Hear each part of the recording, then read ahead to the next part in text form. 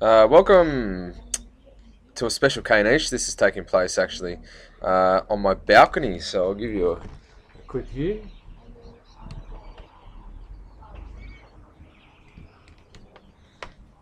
Hope you could see something there. It's very beautiful, isn't it? Today we're doing HSC operations. We're looking at processes and outputs. Now, outputs are the end result of a business's production process, the good or service that is being sold to the consumer. So, from our previous Kniche, you would have seen it's actually the last part of the flowchart. Now, some outputs are also inputs into another business's production process. For example, here we've got a flour mill, which will make wheat. They'll sell this to a baker, who in turn will make a loaf of bread.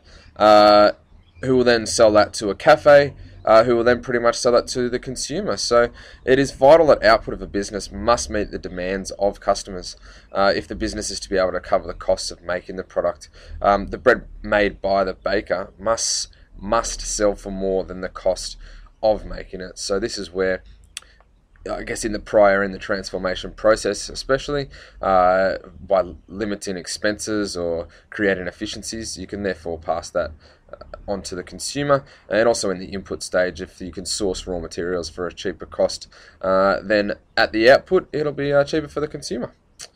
Now, customer service, it's a non-physical output of the operations process, and it refers to how well the business can meet the expectations of the customer. It is the most important output in my opinion.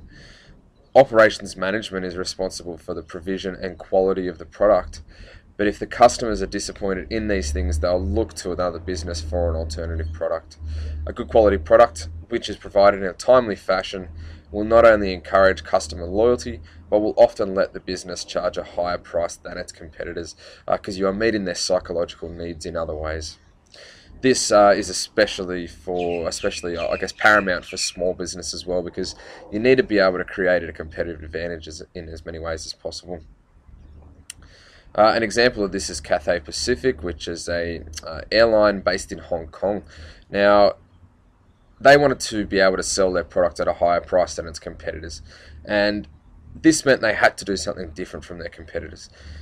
They did this by creating quality customer service, and they actually had a slogan, so that built into the culture of the place. It was inbred through training, through induction, and they said, to meet the team that goes the extra mile, and this was actually part of their advertising campaign. So people, or the business, was emphasising their customer service. So when people got on, their whole experience with the business was backed up by the extra price that they paid for it. Linking into the last Kniche also was the look at customer surveys, and they actually backed up and indicated that Cathay Pacific's service and attitude of employees were what made the airline stand out over its competitors. So through its KPIs, they actually managed to, I guess, make it known.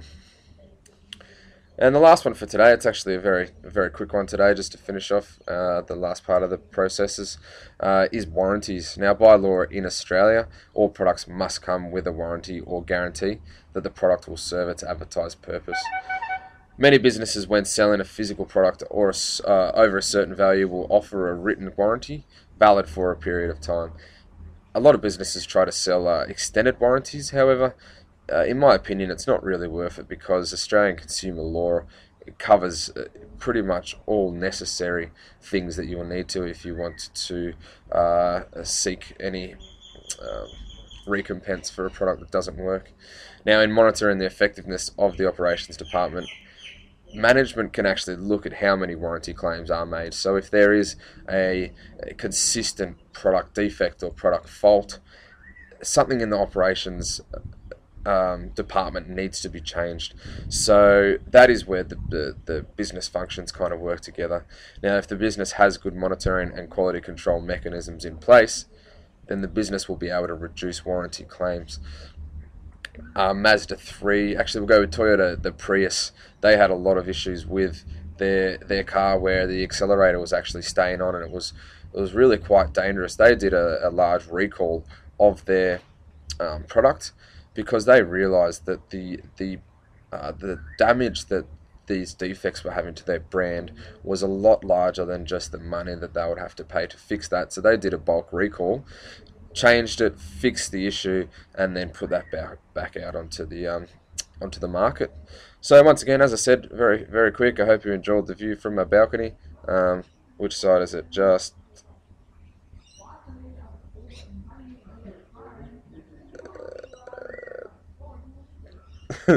there. There you go. That's really hard with the camera. That's actually the city right there. That's Centrepoint Tower. So I hope you really enjoyed it. Come to you from fabulous Redfern. Peace out.